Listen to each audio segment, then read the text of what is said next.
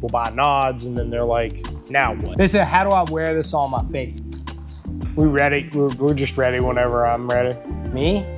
Who, me? Hey guys, welcome back to the channel. Today we're gonna be talking about mounting solutions for night vision and thermal devices that are wearable. Get a lot of questions about this. We've had a lot of comments regarding that. You know, it's something that I personally, back when I was in the Army, JP's running around here in the shop too, we didn't really have options. You just have what you're handed, right? Which was normally a Neurotos mount with a little bayonet lug on it, and it's kind of what comes standard with your PVS 14 these days. And those of you that are still rocking the old 7 Deltas, that style of mount leaves a whole lot to be desired. Back when we'd be running into short rooms in Iraq, and literally every doorway was like 5 foot nothing tall, and you're trying to go through there. In Afghanistan it was even worse. It's really nothing worse than knocking your nods off your face. In later years, when dual tube nods really started becoming the norm for ground guys, because aviators have been rocking dual tubes for a long time. When the ground guys started getting those, obviously we needed a stronger mount, something that could deal with weight distribution a little bit better. And so there's been a few different solutions out there, but Wilcox with the G24 is really kind of the king of them all. That being what we call the dovetail style mount, much larger surface area.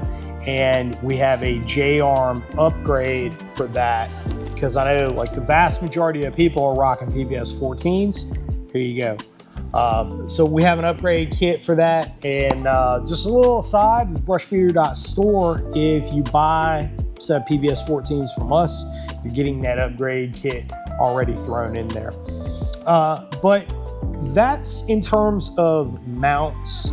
And that's the thing that everybody kind of has a question about. But then the follow-on question is, well, what do we do about helmets or maybe alternative mounting solutions? They say, how do I wear this on my face?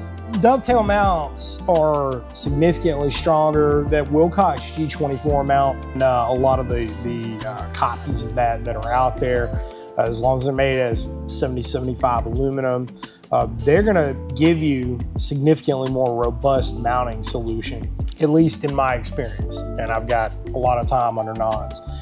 Let's talk about how to actually put this on your head, all right? How to actually get this on your face, because that's usually the follow-on question. People buy nods and then they're like, now what?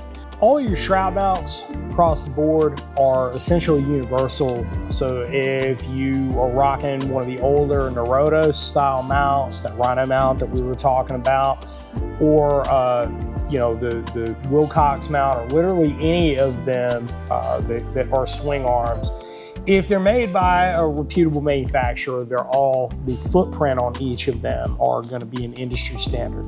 So that alleviates, I think, a lot of questions that people have when they get into this. Hey, is this mount compatible with this helmet, and so on and so forth. Let's talk real quick about the helmets and or mounting solutions themselves. So there's always a better mousetrap that's being developed.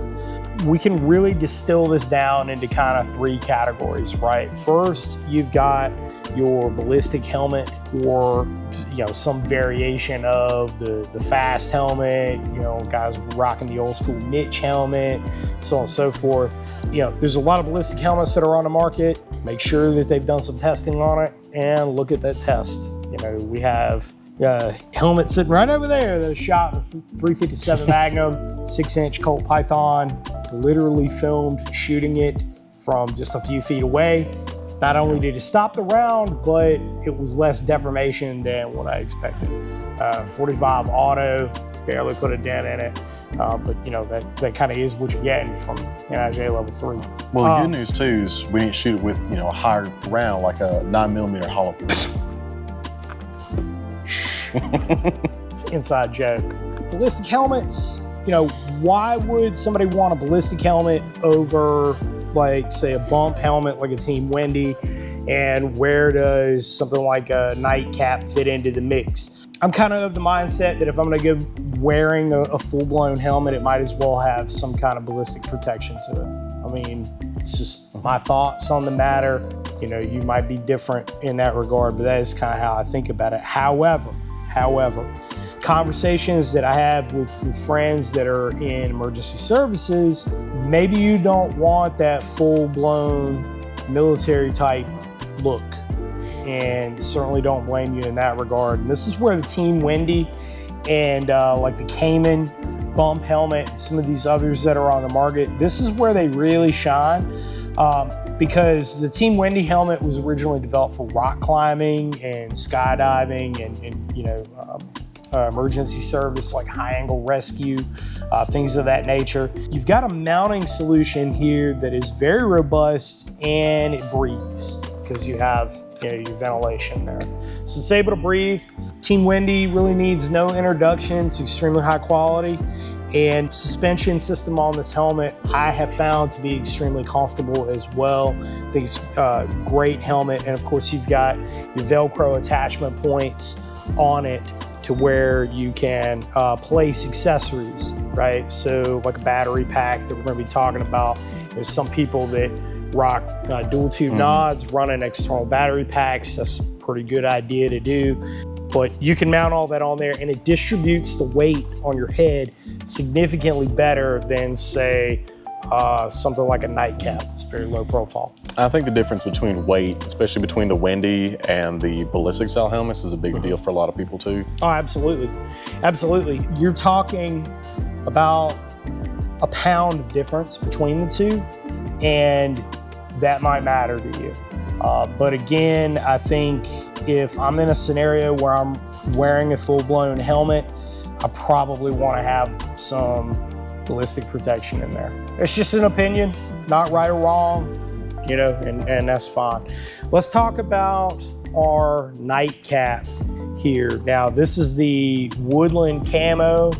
I'll hold it up to the camera. This is the woodland camo, low profile night cover that we have here at Brushbeater store. I had these made exclusively for us in God's Plaid, M81.